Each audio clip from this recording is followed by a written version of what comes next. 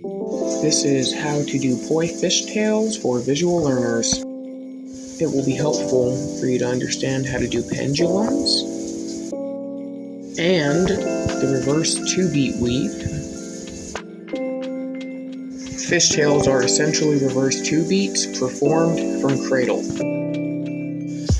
Cradle stalls on both sides of your hand will help to familiarize you with the feeling of having the head on your hand instead of the handle in your hand, and being able to switch sides from the cradle.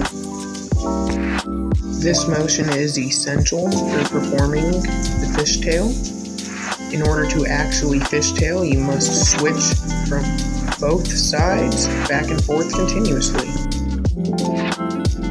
Putting it all together is helpful to rock your entire arm back and forth. Once you can switch which side the tether is on, from left to right and right to left, trying to keep it going.